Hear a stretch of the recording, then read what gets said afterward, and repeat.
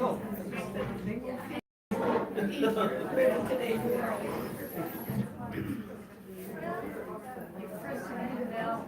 Yeah. Okay, so here, James is going to rely on for his examples. Remember, this is the beginning of the Christian era. So he's still going to pull primarily from Judaism, kind of for his examples of faith and works. Clearly, Jesus would be the ultimate example, but James already knows they know that one, so he wants to give them ones from their tradition that they recognize better. So he says, do you want proof that faith without works is useless? So notice he's called it dead twice, useless, unable to save, all these things. And he says, was not Abraham our father justified by works? Now the first thing, the reference to Abraham as our father. Although Paul will say in a generic sense that everybody who has the same faith as Abraham is his son or daughter, to call Abraham our father is not something non-Gentile Christians tend to do. And so it again sort of highlights the earliness of this letter. The community he's writing to is Jewish. And justified by works. Unfortunately, it used to be easy to explain justification. I still can to most people here, but some it's getting harder and harder. The term justify, because technology changes, so it ruins all your old examples. But remember the days we had typewriters, yes, right? And you had to justify your margins, and they had to be lined up. That's what it means. To be justified means I'm aligned with God. So that's what it is. Did Abraham not become aligned with God by his works when he offered his son Isaac upon the altar? Now, Judaism, Jewish tradition, has what they refer to as the 10 tests of Abraham.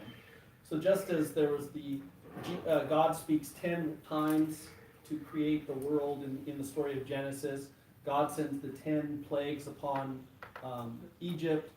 God, there's 10 things throughout the story of Genesis that are encountered. And then they specifically have these 10 tests of Abraham. Now they start from before the biblical story of Abraham, and they go through to culminate with this one that James is mentioning here. I didn't put them in your notes because they're not important to the overall thing, but here they are. The first test of Abraham was whether to follow in his father's idolatry. Now it is true that Abraham was pagan when called, and we forget that maybe. That he didn't worship God. The call of God to Abraham is a unique event where he encounters the God Yahweh. And so prior to that time, he was a pagan, and as Jewish tradition tells it, at the time that he was first called, he had to make his first decision of whether he would still participate in his father's pagan religion or whether he'd start to pull away from that. So that was his first test of choosing God. So in that sense, Jews consider Abraham to be the real first monotheist. That he's the one who gets it. And they actually even attribute to him the Shema prayer that later Moses gives us, at least in its understanding. So the second one is his persecution for refusing to worship King Nimrod. And Nimrod's mentioned in the Bible, but never he and Abraham in the same actual passage. But the story goes that Nimrod was the greatest king of the ancient Near East, and sort of like the god kings were and desired worship. And so in the same way that Abraham refused to worship false gods, he also refuses to worship kings as if human beings, as if they were divine. And so little by little we're seeing Abraham's faith and how that plays out into Judaism. Number 3, he's called to leave everything behind and travel as a penitent to the Holy Land. So he does, but of course God blesses him over time, but he does spend this life of wandering. And we forget, or maybe we don't realize, Abraham is called from Ur of the Chaldees, one of the largest cities of the ancient world. He was not a rural guy, right? He was a city dweller, and he's not exactly a spring chicken, right? And God says, hey, leave it all and go off. And he doesn't say where yet. He says, I'll show you. And so Abraham's faith going off as he's moving forward. Number 4, he had to endure a famine, right? He ends up fleeing that is in the Bible. He flees to Egypt to escape this famine that's going on. Number 5, the abductions of his wife Sarah. So Pharaoh takes Sarah into his harem, and so does, I think it's Phicol, another king.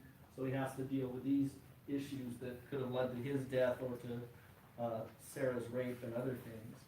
Number 6, he's forced into warfare in order to save his nephew Lot. So he has to gather his men, he has to fight a battle to save Lot, who's been captured from the city of Sodom by other kings. Number 7 is the dreadful vision he experiences after the covenant of parts. In the covenant of parts is in Genesis 15. In Genesis 12, when God first calls Abraham, he makes 3 promises, but at that point they're only promises. And so he says, I'm going to give you a land and a nation of your own. I'm going to make kings spring from you, whole dynasties of kings, and through you are going to be a universal blessing. Well, it's basically Moses, David, and Jesus. But in Genesis 12, they're just made as promises. Then each of those promises is specifically made into a covenant at another time. So in Genesis 15, the first covenant of the land and nation is solidified. Now it's no longer just a promise, it's going to happen. And in Genesis 17 is the story of David. And then in Genesis 22 will be the final covenant that's sealed in the story of Isaac. Well, in Genesis 15, the first covenant, what Abraham is called to do is the covenant of parts, is he's called to take these several animals, 4 or 5 of them, and he has to cut them each in half. And he separates the parts into 2 halves, so they're like, there's a line down there that you can walk in between. And then this brazier of fire is put on the other side, and the Lord comes through the line between the sacrifices. The fire leaps out and it becomes a line of fire and comes straight towards Abraham.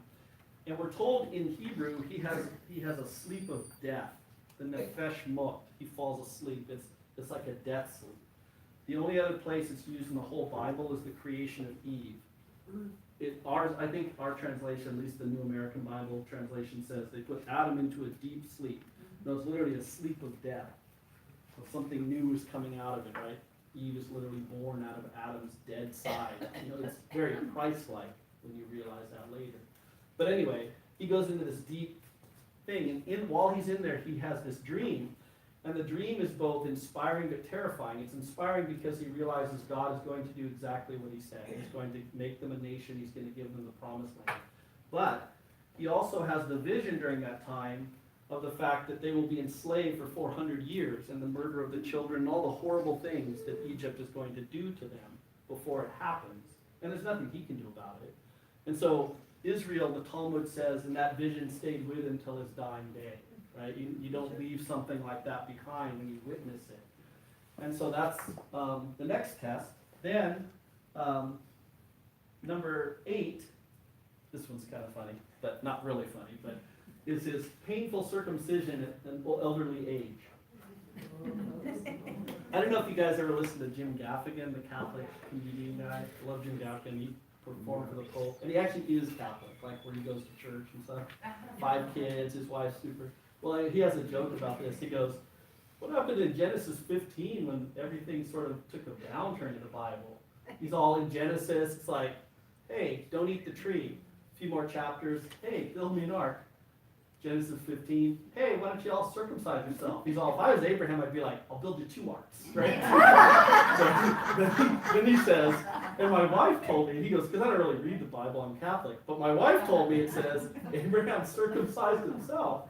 He goes, wow, I can't even program the DVR player. But anyways, that's the 8th test, is Abraham had to circumcise himself. So, number 9. The ingratitude of Lot and the infertility of Sarah that leads to troubles with Hagar and the birth of Ishmael. So all those things that come up in Abraham that causes him to sort of not lose faith, but to break faith and not trust the Lord, it has enduring consequences with the birth of Ishmael. And then finally, that was number 9, then finally number 10 is the command to sacrifice Isaac. And so that's the culmination. It's at that one that the whole 3 covenants are sealed. The hugest blessing occurs at that one. It's the entire chapter 22 of Genesis. And that's when everything comes to its fruition. And that's why, without having to, delineate all these tests, James sort of just leaps the end. He goes, was he not justified by his works when he offered his son Isaac upon the altar? Right? Everything that God asked of him, he trusted and he did. Right? He first believes in God, and then God says, and I want you to leave your home. And he does. Right? In the same way the Virgin Mary's told, you're going to give birth to the Messiah. And she says, let it be done. Right? Even though those are going to be serious consequences. To her, in her family, in her village, everything else, when she's pregnant before her time of being able to live with her husband. But notice they put into practice. That's where Abraham's faith is constantly shown. So he says, so in that act especially is the one that kind of culminates everything. So it's the one he draws attention to. He says, you see that faith was active along with his works, and faith was completed by the works. So notice, we should have a heart for God, right? We should be loyal to the Lord. He's our allegiance, our true one. We should have this bond, this covenant with him. That covenant, however, should lead us to do works, to respond to what God would have us do.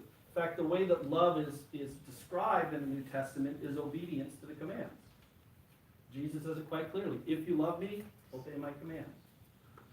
So, on the one hand, faith generates these responses of works, but then as we actually do the works, in a sense, they make our faith more real, more authentic. Right? We've actually lived by our faith. It hasn't just become a nice intellectual thing, but it's become something that motivates our entire lives. In other words, it's the great command. You love the Lord with all your heart, mind, soul, and strength. Every part of me. From my inner loyalty to my actions, which are the works, that's strength in the four parts that you're to love God. It becomes all-encompassing. So the faith, that's why works complete faith. They show that your faith is real faith, that you really trust in God, that you really believe in him. And all of us struggle with that always, right? Even the apostles have those issues. Or the man, there's I think it's the man whose daughter is dying, the synagogue official, and he comes up and his daughter's dying. And Jesus starts to accompany him, and as they get closer, it's getting clear that probably she's not going to make it. And in fact, she does die by the time they get to the house, if you remember the story. Mm-hmm. But at one point, Jesus says, don't despair, just have faith. And the man's response, I think, is so real for all of us, right? He says, I believe, help my unbelief, right? I believe, but there's still that human part of me that worries and still is anxious and fearful. I know God can do it. Do I believe he will do it? It's that movement. And that's what the works and such help us. They help us to kind of see that becoming more real in our lives. But so he says, Abraham did these. He says, thus the scripture was fulfilled. It says, Abraham believed God and it was credited to him as righteousness. Notice what he's telling us is that act of offering up Isaac fulfilled the promise of, now we know Abraham is righteous, right? God said, you're righteous, Abraham, but until he actually performed the deed, it wasn't certain. He's talking about that same idea of perfection. Remember, I said perfection has three parts. The first part is God makes us perfect, all by his own power, by returning us to our original state. Right? How we were created to be. That's the first part of perfection. That's already a given. And so when God calls upon Abraham and calls him righteous, way back in his early life, before this later event of offering Isaac up happens, God already did that to Abraham, right? There was no baptism or anything at that time. God declares it upon him because of faith. And then because of this, he has that second circle of faith where Abraham Abraham has that loyalty to God, right? He does trust in him. He believes, he offers worship, right? Some of the first things he always does is to build an altar every time he stops anywhere and to worship the Lord. So he believes in the Lord. But now finally we get the third piece, and remember that's the actions, that we show that loyalty by that obedience to the Torah. Well, he doesn't have the Torah of Moses, but he has the commands of God that God gives him at each step along the way, in each stage of the journey. So perfection is sort of all three things at once. It's the thing that only God does that makes us perfect, sort of the seed planted in us, and that's how James refers to it, as like a seed. But from that seed, now I'm able to truly be loyal to God. In other words, no one by their own power can love the Lord God with their whole being. We can't. So we need the power to be able to do it. But once we're empowered to, we really can begin to do this. It might be with a little stops and starts. It might be with a lot of 2 steps forward, 3 steps back. But we really begin to show a loyalty to God. We really begin to trust and love him. And that then leads to this being able to actually act out of that trust. Because I trust him, now I do trust that when he asks me to do things and I do them, it's going to be for my benefit. And it's going to, I can trust things. I can entrust stuff into his hands. My life, my friends, my children, my experiences, my job, whatever it is. And so all three are kind of constantly working. And this is the one that's kind of, it sort of goes full circle. It returns us back, and then it just keeps deepening. The more we trust, the more loyal we become, the more we're able to do good works.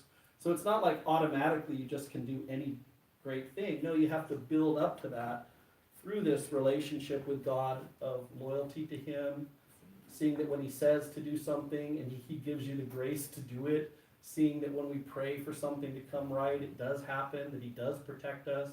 Seeing even in things we don't specifically pray for, we look back after the fact and we think, wow, had I done this, but I just had this little tinkling in my mind that I thought, oh, I'll do this instead. Like either what great things that led to or what horrible things that saved me from. And it wasn't even my idea until I look at it in hindsight. So James is telling us, be like Abraham. Right? Have that life of Abraham. As New Testament people, we could say, be like Mary. They're the two examples that the Catechism uses about faith. Abraham, the Old Testament, Mary, the New. Because both of them, without hesitation, God said do something, and they did. Abraham didn't say, well, how long do I have to sell my house, Lord? I got a lot of investments tied up before I take off out of Canaan. No, he's gone. Mary, the same thing. Let it be done according to thy word. Kind of whatever the consequences at that point. And so that's what we're called to. And of course, it's hard. It's hard for all of us. We're anxious, but God is there. The thing is, if you do this, if you start to believe in faith, and you do that by starting acting out what God asks of us, you're going to see your faith is going to grow because you're going to see God working in you more and more as you trust him and as you do what he asks of you. And so, your faith ends in works, and those works do complete and strengthen and make your faith more powerful. And so that's what James is telling us, is like Abraham, you have to go through this same pattern. And the very last line is interesting. He says, and he was called the friend of God. See, James all along, as we've pointed out at different places, James's entire letter is really a call to loyalty. Who do we ultimately serve?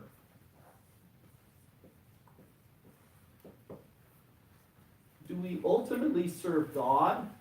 So I'm God's friend. Or do I ultimately serve the world?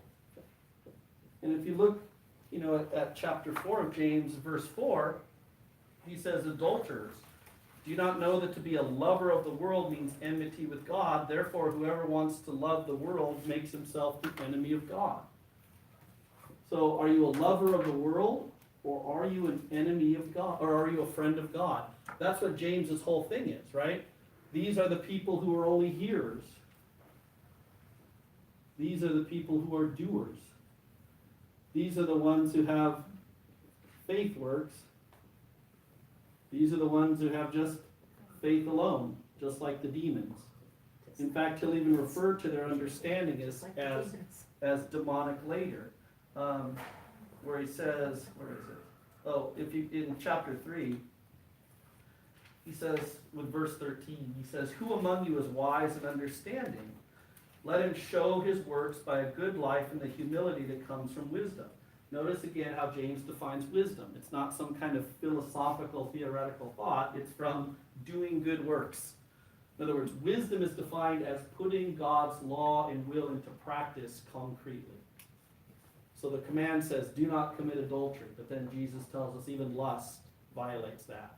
So as a person of wisdom, I seek in every way to sort of expunge that lust from me. When it arises, I try to kill it as quickly as possible before it reaches a different level. I take steps not to be in places or around persons who that might occur with, whatever the particular sin is. So it has to do with acting, how I'm acting.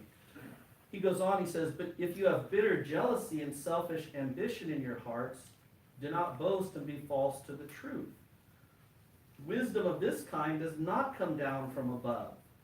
Now remember, twice James has told us, you don't have to go there, you can stay in chapter 3, but in chapter 1 he said, if you lack wisdom, ask God and he'll give it to you generously and ungrudgingly.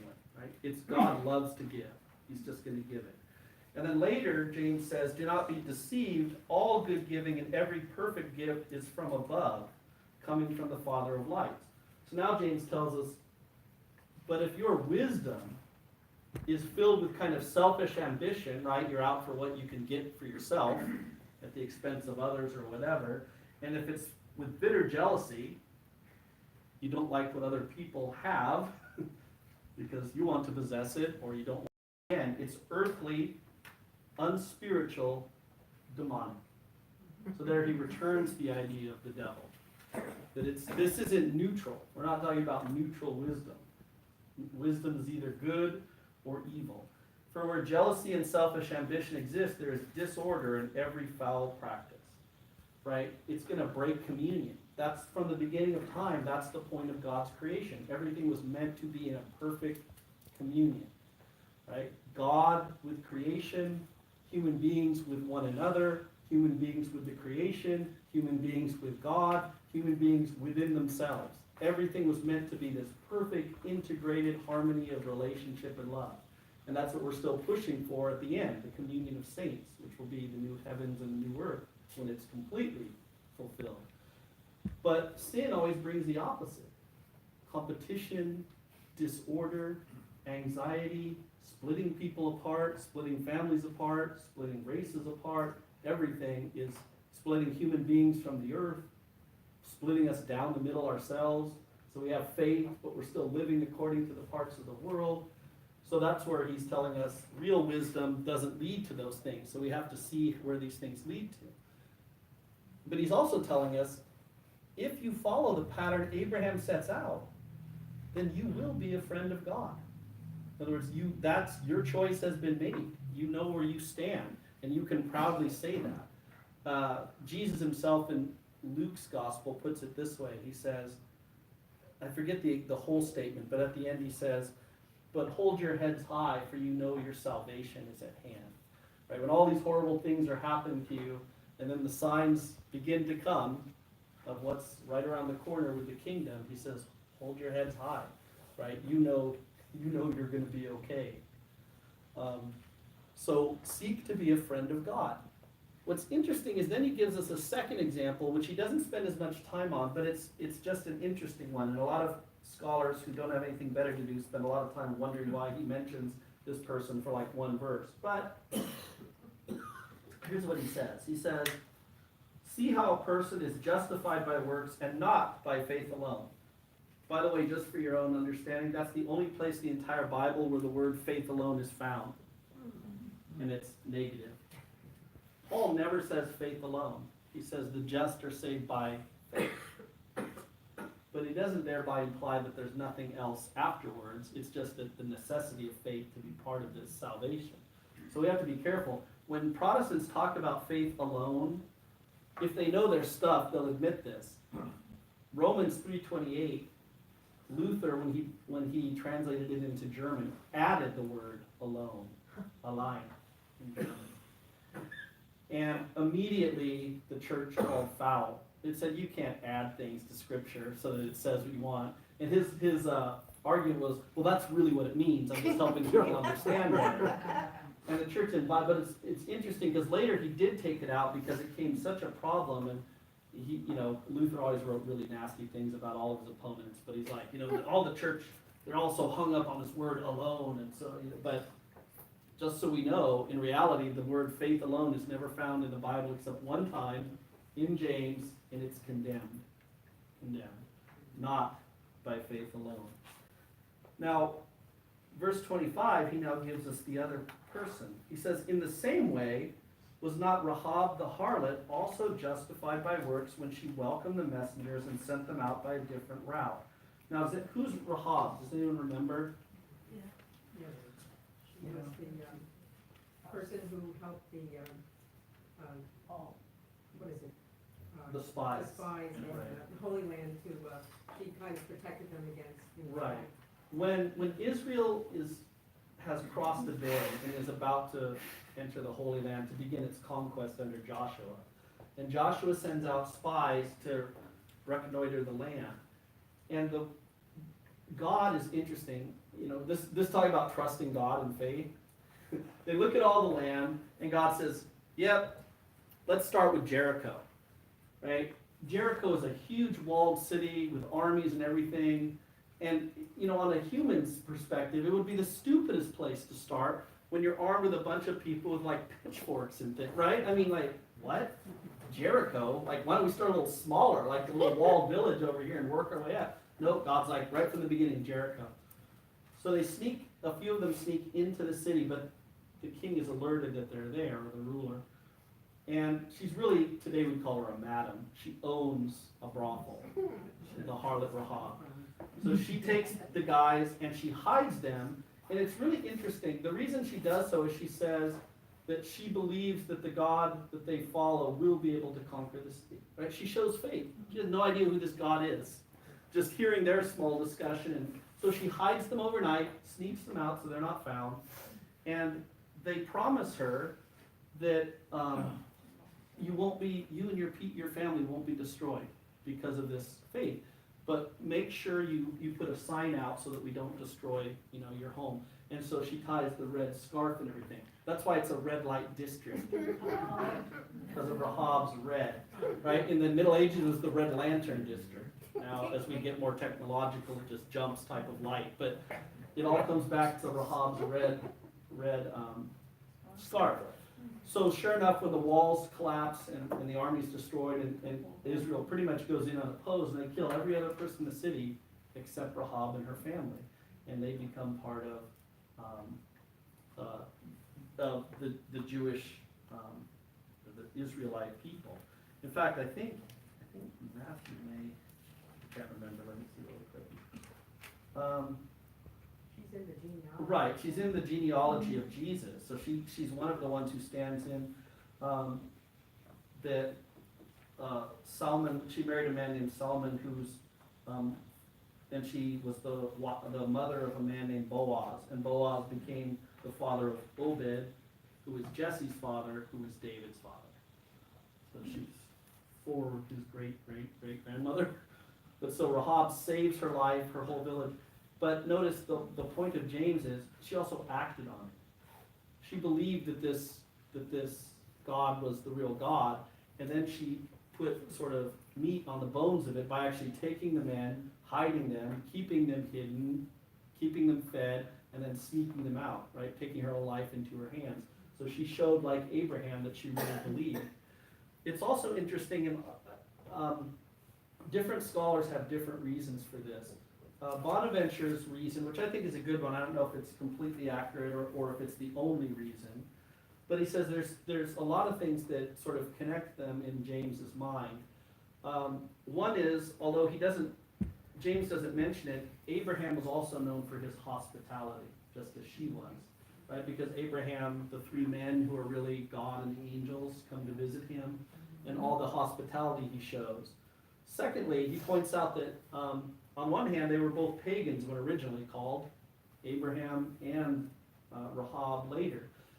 But he says the main reason he believes so is because it shows the two groups in the church that James is trying to, exhort.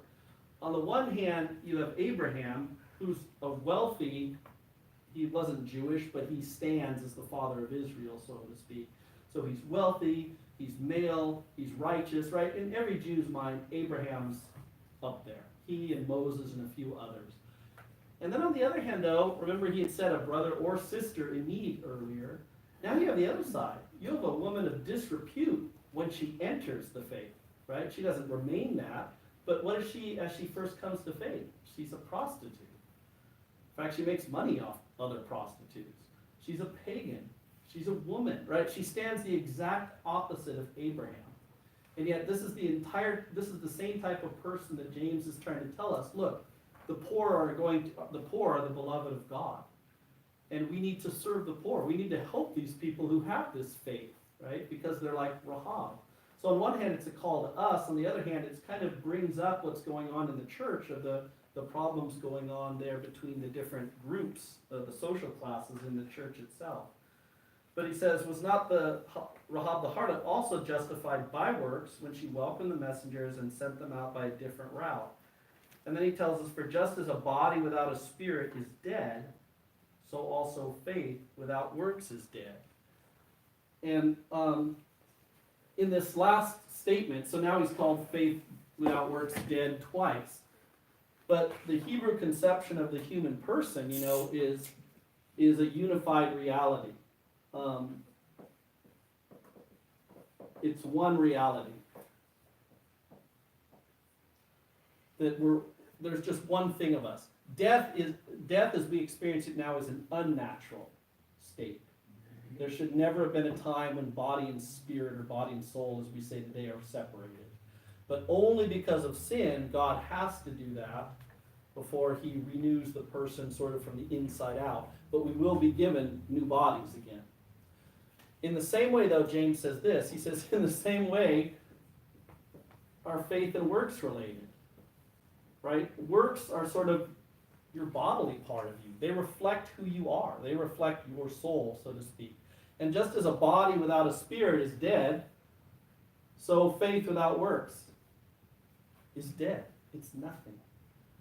And so he really wants to bring home the point that we need to get back to living out the faith concretely, the way we did when we were still in Jerusalem, the way we did when we first came to the faith, and not fall back into this sort of fear that's now we're holding on to our things rather than sharing them, that we're so scared about the future we're not willing to step out in belief and faith anymore, even among our own brothers and sisters. And it's really just this call to return. Come back to your roots. Come back to your roots as a Jew in Abraham. Come back to your roots especially in the Messiah, Jesus the Christ. Come back to your roots and understand how you're called to live. In other words, we have two tests we have to pass. There's the test of orthodoxy, right? What we believe, our faith. But James tells us there's also the test of orthopraxy, our love. Do we actually have love? And in this, despite all the 500 years of confusion brought about by the Reformation, in this, Paul is 100% with James. And Paul tells us all the time. In fact, I'll give you just one example. Perhaps one of Paul's most famous writings, because you probably all used it at your wedding, or at least have heard it, right? His whole diatribe on love in 1 Corinthians 13. Now, when he's going through it, at one point Paul says, if I have all faith, omnis fide in Latin, if I have all faith that I could possibly have, he says, enough to move mountains. Now this is bold for Paul, because who is that from? Who says if you have faith that'll move a mountain? Jesus. So he's using Jesus' own language. He says, if I have all faith, not just faith, all faith. Paul's really hammering it. He says, if I have all faith so I can move mountains, but I do not have love, and he doesn't mean I have some nice emotional feeling. He means I don't live it out in works. He says, I am nothing. Right? So Paul realizes this as well. And that's just one example. He actually says it a lot in different ways. But Paul talks about the obedience of faith, or faith working through love. So the problem isn't that Paul and James really understand it that differently. The difference is one of language that they use. For Paul, faith kind of already encompasses more than just an intellectual, yes, I believe. For James, faith is primarily the trust and belief, but works are completely separate. Paul tends to use the term of love more for works. But so they believe the same things, they just can become confusing because they use different language, they have a different slant to it, they clearly have a different view exactly on some of the ways in which the law is to work out in Jewish history in connection with Christian now history. But in general, they fall completely in line with one another. It's just, unfortunately, because of the last 500 years, most people have never read any of James except for those verses 14 through 26.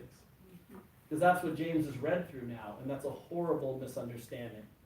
First of all, because James and Paul met each other only 3 times in their lifetime, they probably never read one another's letters whatsoever, and they're dealing with entirely different situations.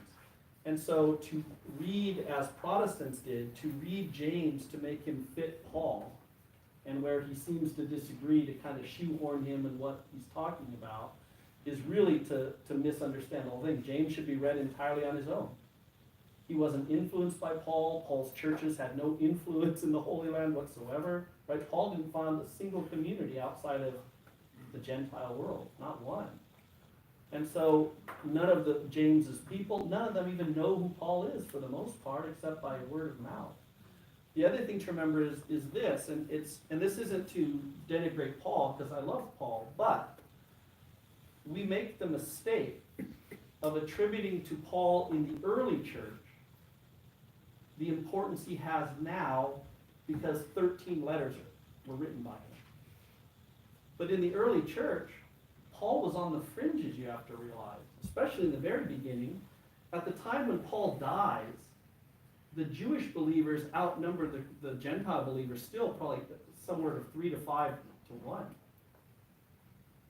When he came to James that last time to offer James the money that had collected from his churches, and he tells him about the work God has done, sociologists of religion, people like Rodney Stark, who's written a lot of books in the last decade, very good. He went from being an agnostic to being a Christian just from researching the early church and how it treated people and who was a member of it from all the documents, the Bible outside. And they're really interesting books if you get any of Rodney Stark's books. But one of the things that kind of comes out is Paul could maybe claim around 1,000 total in every church he had done, maybe. James could claim 4 to 5 times that. So when Paul comes, in the Jewish mind and in James' mind at that time, in that early church, it's a mistake for us to understand, like, of course Paul's important now. Why? Because the Gentile mission after his death continued to get bigger and bigger and bigger. So of course we look at Paul because most of us are Gentile. We love Paul, and I love Paul too. But to believe that Paul sort of dominated the early church and people did what Paul did is completely wrong. In fact, Paul got in trouble and hid for a long time, right? After he has the encounter with Peter at Antioch, Paul is quiet as far as he's not going to deal with them for a while because he's sort of, made himself persona non gratis. Nobody wants Paul around. And so, I guess the point being is James needs to be read on his own. James is not writing to disprove Paul. James is not writing to agree with Paul. James doesn't have Paul in any way, shape, or form in mind when he writes, and vice versa. Paul is not writing to James, and they're not in dispute with each other. They're writing to different communities in different areas of the world with different issues, and both trying to live the same tradition that they received from Christ. So it's just important we see that, because even today, Catholics fell into the tendency as well. Prior to the Reformation, there's not a single father, and I could be wrong because I haven't read every father of the church by any means, or all of their works, but there's not one I can ever think of that even draws attention to James and Paul in connection with each other, right? Nobody in the early church looked at James chapter 2 and go, oh, wow, what about Paul? Right? Because for them, they were already living it, because the Catholic Church has always understood it has to be faith works. And faith should be more than just our intellect, as James said. We've always understood Paul's part too, that faith is trust and love. So it was never an issue. It's only after the Reformation when it becomes an issue because it doesn't agree on the surface with what Luther says. We're saved only by faith alone without any works. That's true maybe in the beginning. The problem with Luther isn't that he said that, it's that he took that to mean your entire Christian life. Catholics would agree. The beginning of salvation is faith alone because it's 100% God's work. I do nothing to merit it. I do nothing. In fact, as Catholics, we know it's so grace-filled more than we believe in grace more than Protestants. You say, what? Because we baptize babies. They can't have anything to do, and yet we believe God will still save them. They have no works. They have nothing yet. And so Catholics, it's only when he changes that. Unfortunately, then the Catholic Church has to respond, and so for 500 years, even Catholics have tended to read James only through one half of one chapter. And everything else he wrote, kind of ignored. Even today, I mentioned, it's sad, out of the 3 years of the cycle of readings, James pops up 5 times in 3 years. So we don't read him even today very much. He's just, I don't know, James is just... Chris, can I ask a question? Oh, yeah. Who determines that whole cycle of doctrine that comes on a Sunday? In theory, the bishops, but usually there's one of the offices of the Vatican, and I can't remember its title, but the liturgy office, the same one who determines the translations and such, they're the ones who do that. Now, after Vatican II, when the liturgy was really being revamped, in those years immediately following between 62 and I think at least in America, I think it was around 75, the new liturgy came out. I don't know, I was 6, but at some point I think it's right. I have a funny story, not to get too off track.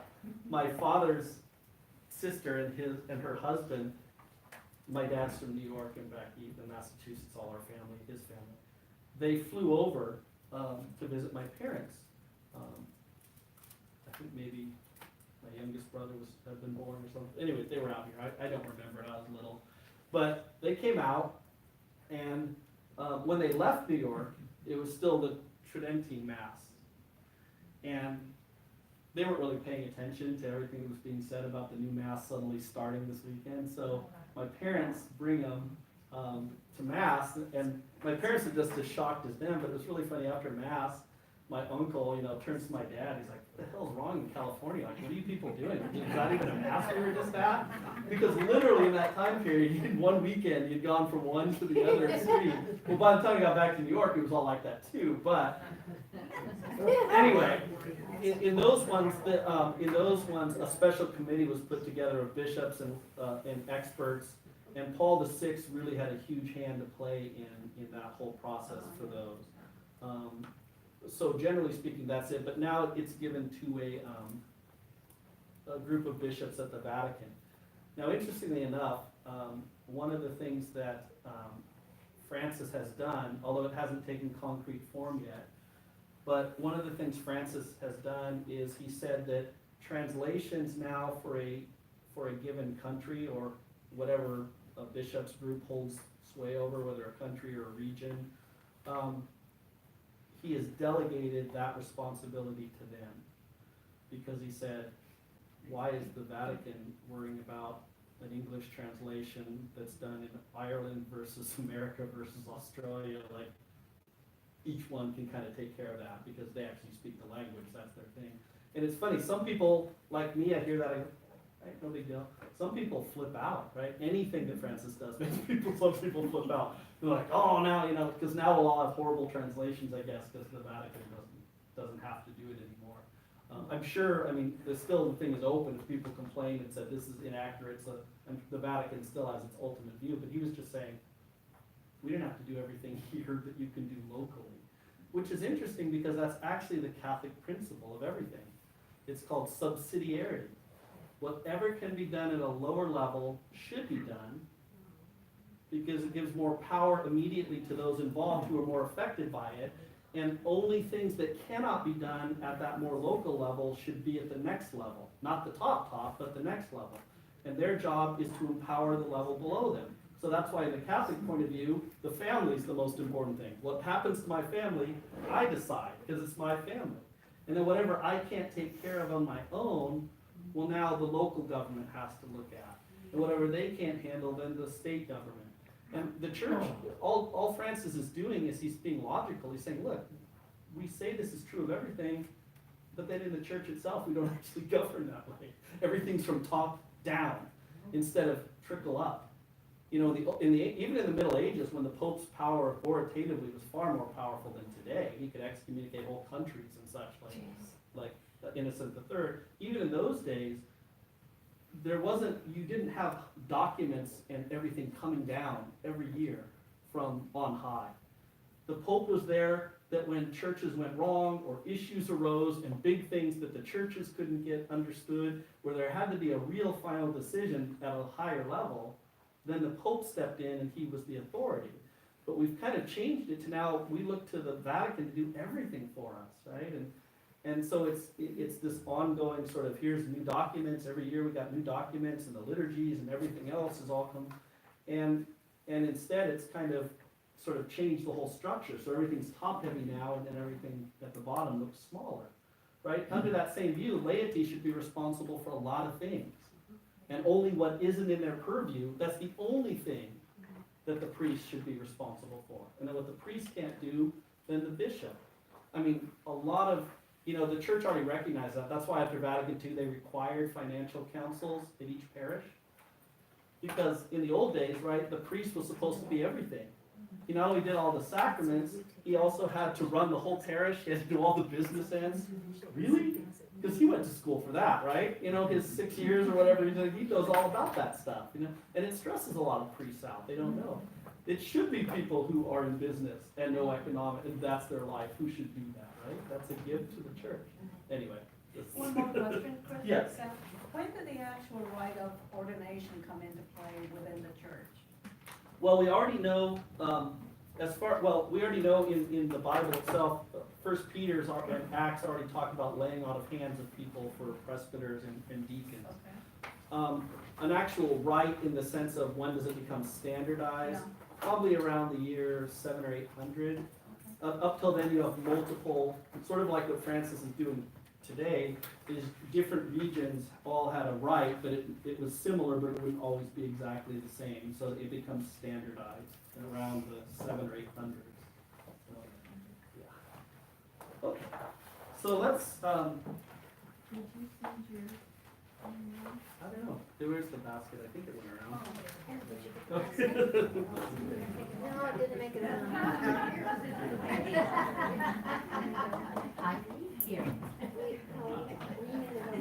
By the way, my attention was brought for this weekend's bulletin. I'm sure there's still some over there, but Monsignor already had, although he was on his pilgrimage, he already wrote his letter, and he talks exactly about what we've been talking about in James, because he's addressing Sunday's reading, which was the rich young man. So just as another thing you can see, so thanks because I didn't read it, and so it's something else that you can see with how that's addressed. Well, let's go ahead and end in the name of the Father, and the Son, and the Holy Spirit. Amen. Almighty and eternal God, we ask you, Lord, to fill our hearts with zeal for you. Just enlighten our minds with a deeper understanding so that we can come to develop that mind of Christ, Lord, and see reality as you see it.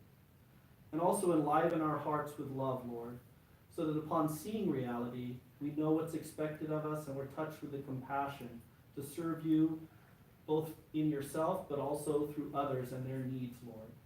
Grant us the discernment in our lives to see when we are being called to be people of service to another, and grant us also the grace of fortitude and courage, Lord, that we have that grace to step out, maybe in times that make us uncomfortable or fearful, in order to be able to serve others. We know, Lord, that you hope and you pray and you call for each person you created to be saved and to come to the knowledge of you, Lord. May we as Catholics do our part once again by loving you intensely from our hearts and putting that into practice in our charity on the local level and throughout the world, so that seeing our good deeds, they may give praise to you, the Heavenly Father, and turn their lives as well over to Christ. We ask, Lord, that you would just continue to just protect our church and help us as we go through the difficult times in both the United States, but also throughout the world of some of the issues that are facing the church, both externally and internally. And just continue to give each one of us the grace to constantly turn to you and live according to your spirit in every moment. So no matter what happens around us, what difficulties or trials, whether suffered by the church or outside of the church, we will remain firm and unshakable in our own faith and confidence in you, Lord. And for that faith, we'll be blessed by you ever more and more. We ask all of this in the name of Jesus the Lord. Amen. In the name of the Father, and the Son, and the Holy Spirit. Amen. All right, you guys, I will see you next week.